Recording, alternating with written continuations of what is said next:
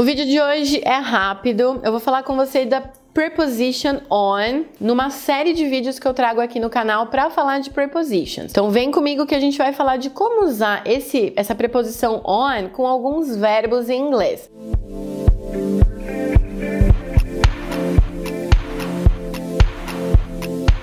Então, se você tá aqui no canal, se você já conhece alguns vídeos que eu faço por aqui, eu tenho uma série de vídeos para falar especificamente das prepositions. Em todos esses vídeos eu falo para você, e não vai ser diferente nesse vídeo aqui, que não basta a gente entender ou a gente traduzir prepositions em inglês. Quando você chega ali no avançado, no intermediário, um pouquinho antes disso, a gente começa a pensar, putz, eu tenho dificuldade com preposition, putz, não sei usar preposition aqui. Na verdade, o problema que a gente tem é porque a gente nunca presta atenção nessas prepositions, a gente não consegue estudá-las individualmente. Ah, quando que eu uso on, ou qual é a tradução do for ou do from.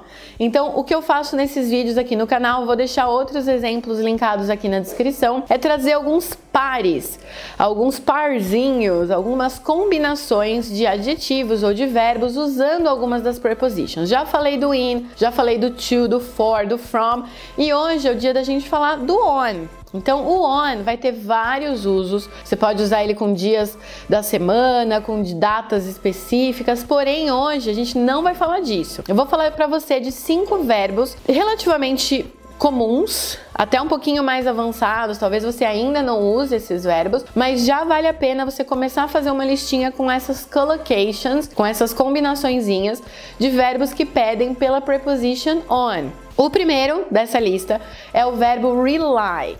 O rely tem a ideia de depender ou de contar com alguém. Então você vê que no português, quando eu conto com alguém, a preposition é o com. Em inglês, o rely é seguido da preposition on. Então não dá para traduzir, não dá para realmente ficar aí bitolado no português. Você tem que trabalhar com essa expressão já direto no inglês. Então você pode falar, por exemplo, que você conta com os seus amigos para te ajudar. I rely on my friends to help me.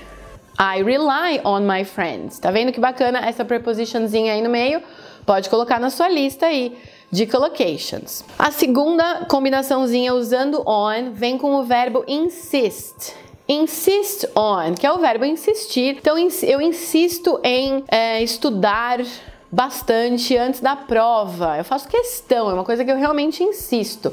Então nessa frase, presta atenção porque ela é um pouquinho diferente. Ela ficaria I insist on studying before the test. Você viu que esse studying recebeu o ing? Então também diferente do português. Em português você falaria eu insisto em estudar. Em inglês normalmente, não é regra, mas dá para usar aí como uma ideia geral, que depois de uma preposition, da maioria delas, o verbo vem seguido com o ing.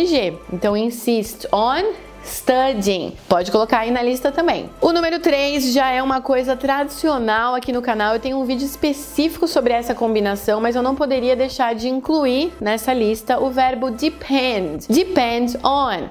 Também é uma coisa bem complicada para nós falantes de português, quando você quer dar uma opinião. Ah, você gosta disso ou disso? Depende.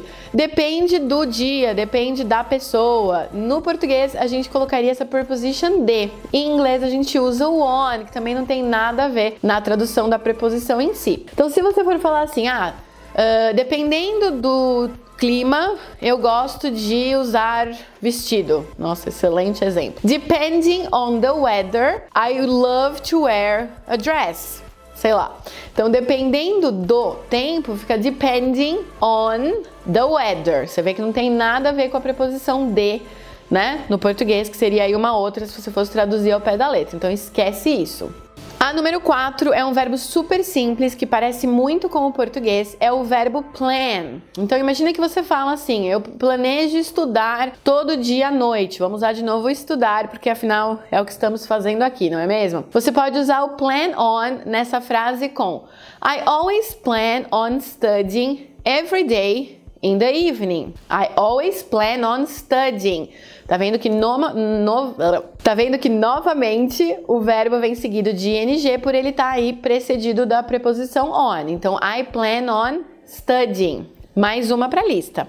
E a última é o verbo dar parabéns ou parabenizar. Em inglês, o verbo parabenizar é o verbo congratulate. Então, quando você parabeniza alguém por alguma coisa, pelo casamento, parabéns pelo seu casamento, pelo seu aniversário, pela sua formatura, você pode falar usando esse on seguido dessa coisa pela qual você está parabenizando alguém. Então, olha só que diferente. Eu vou colocar a pessoazinha aí no meio. Então, olha só. I congratulated him on his wedding. I congratulated him on his wedding. Então, nesse caso, você parabenizou ele, ou o parabenizou, por o casamento, ou pelo casamento. Então, você vê que nesse caso tem um objeto aí, que é quem você está parabenizando, mas no final, o motivo desse parabéns recebe o on na frente. Então, você vê que não é o pelo, não é o by, por exemplo. É muito comum a gente confundir essas coisas traduzindo ao pé da letra, porém, você não vai mais fazer isso porque você já tem essa listinha, pelo menos essa você já consegue estudar aí fazendo frases e deixando aqui nos comentários. Se